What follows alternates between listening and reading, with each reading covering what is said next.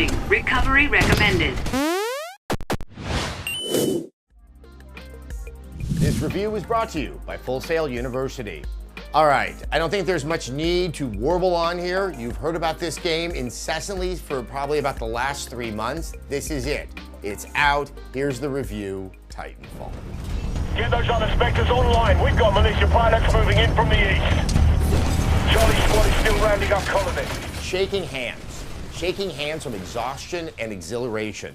That's what I kept on noticing every several rounds of playing Titanfall, a multiplayer game that is a marvel of design and no small technological feat. Multiplayer shooters should be intense, but Titanfall's exactitude of identifying the core essentials of the genre, expanding their creative opportunities, and stripping away burdensome convention results in something familiar but thrilling in its reinvention and rediscovery of fun inside of competition. It's not all about jetpacks and really big mechs, but damn, they sure do help.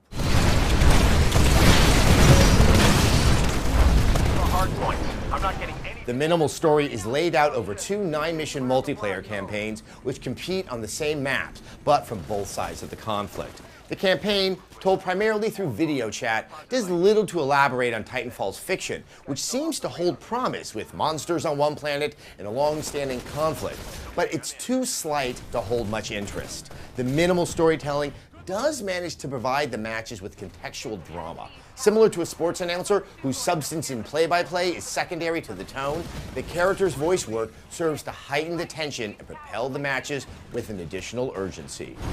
All units, we've got the upper hand for now, but it's a close fight. Don't let your guard down.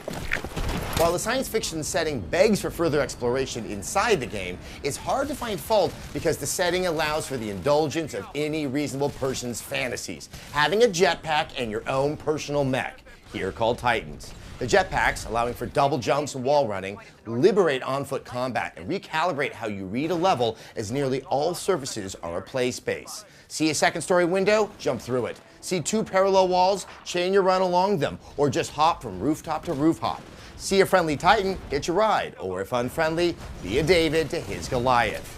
The amount of invention the exquisite level design affords the player is astonishing as it is intricate. Rather than relying on tried and tested routes on a familiar map, I was continually finding new opportunities and the endorphins that accompany discovery. Warning, core reactor overload. In fact, the biggest barrier in adapting to movement in the game is learning to dispense with the inherited playstyles from other games after years of conditioning.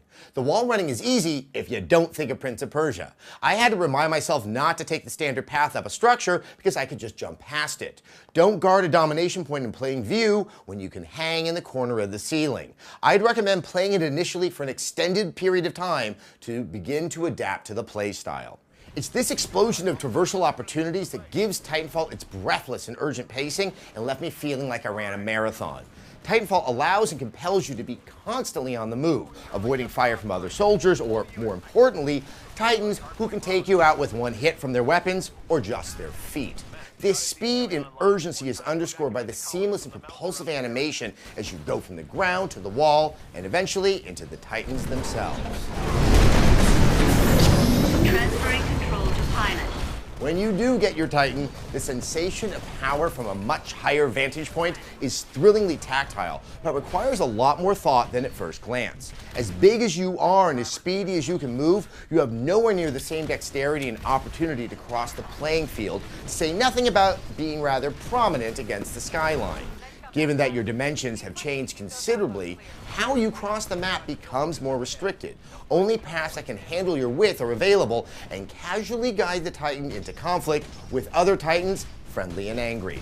Your weapons and powers, while extremely powerful, reload and recharge slowly, making each decision count more. Not only are you exposed, but Titans belie their vulnerability when taking on more than one enemy. 2 Titans, 1 Titan and a collection of ground troops, or just 1 pilot on your back destroying your insides, all can result in an early demise. Playing in a Titan is much harder, but when successful, especially when tearing a pilot out of an enemy rig, immensely satisfying. High damage sustained.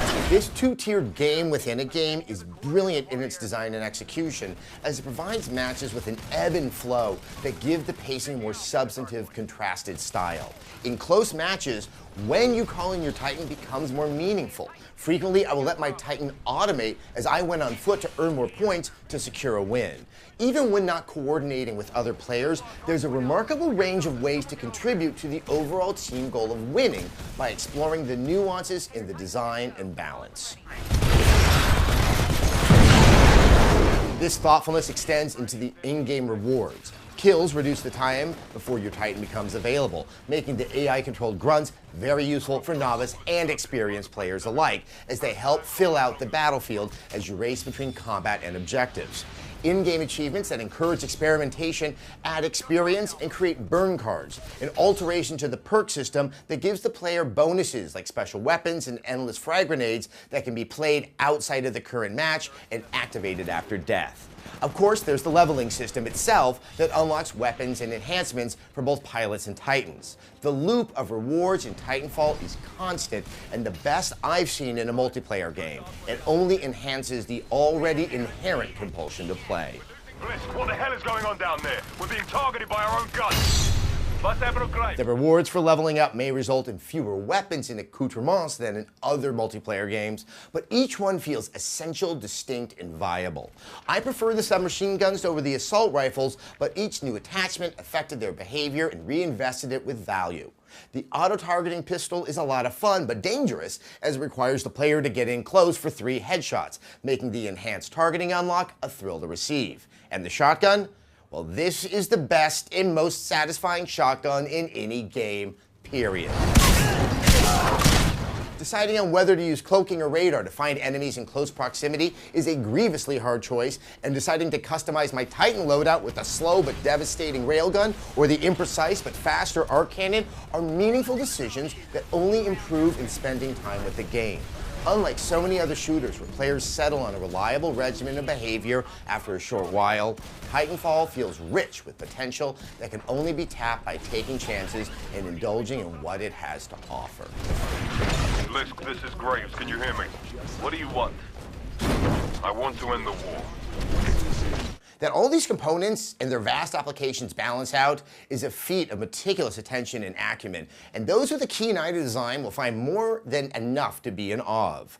What's more impressive is not that it all comes together in harmony, but that it's so fun and inviting. Being a new IP with new rules helps level the playing field, but it's impossible not to see how the team of designers at Respawn, many of whom ushered in the dominance of multiplayer shooters with Call of Duty 4, apply their learning to create something new that can extricate the genre from itself, freed from the weighty trappings of an expectant fan base and aesthetics steeped in hyper-militarism. Titanfall is more democratic and oddly, well, joyful. While the game has pleasures in all its modes, it works best with objectives. Domination, here called Hardpoint, and Capture the Flag work the best, as the objectives help return focus on the interplay between Titan and Pilot, which foster memorable moments of invention. Last Titan Standing, where all players start with a Titan and try to survive, is a brilliant demonstration of the balance between their power and vulnerability, resulting in some fascinating moments of restraint while ensconced in a metal exoskeleton of destruction. Warning, reactor unstable. Eject. Attrition, or team deathmatch, is fun, but without focus. It lacks the same drive as other modes and easily becomes chaotic, which may benefit other games, but short shrips Titanfall's best qualities. Pilot Hunt, where points are accrued only when killing pilots, is a curiosity. The thrust is to find actual players among the Titans and Grunts, but I couldn't discover its strategic hook. Play the transmission. The inequity among the modes is an overall testament to what Titanfall has accomplished, being something new. A game that offers enough change to the increasingly uninspired multiplayer shooter offerings that some conventions don't apply as they once did. It's an audacious game that reinvigorated a long dormant excitement in me to go online and engage. The reward here isn't in the points, it's in the experience, and it's one that doesn't have an equal. A 5 out of 5. All right, yeah, as you can see, I like the game very much. I know a lot of people out there, I know many of them personally. I don't like shooters, I don't like multiplayer. I'm not saying go out and buy the game, but give yourself a chance to sit down and play it. You might be a little bit surprised how well this is thought out to accommodate even the most resistant of players out there. Once again, there's the Titanfall review. Thank you very much. I bet something interesting is happening below in the comments. Have fun. All right, you may have noticed I talked a lot about the design of Titanfall because, you know, a multiplayer game, really, it's all about design. So that may make you wonder, thought about all these things? Why not consider actually making a game yourself? Well, that's where Full Sail University comes in. Whether you're interested in programming, art and animation, story creation, or even producing games, there is a game to be programmed at Full Sail University to fit your needs. Full Sail's campus is equipped with professional-level game studios and labs where you can work with teams of your peers to create a playable game from start to finish. Also, there's Full Sail's Project Launchbox program. That allows you as a student to receive a MacBook Pro preloaded with industry software that will give you a head start in understanding the creation of video games. Full Sail University also offers a variety of campus and online degrees in fields related to the entertainment and media industry, including art and design, filmmaking, recording arts, entertainment business, and many more. Visit fullsail.edu/rev3games to learn more.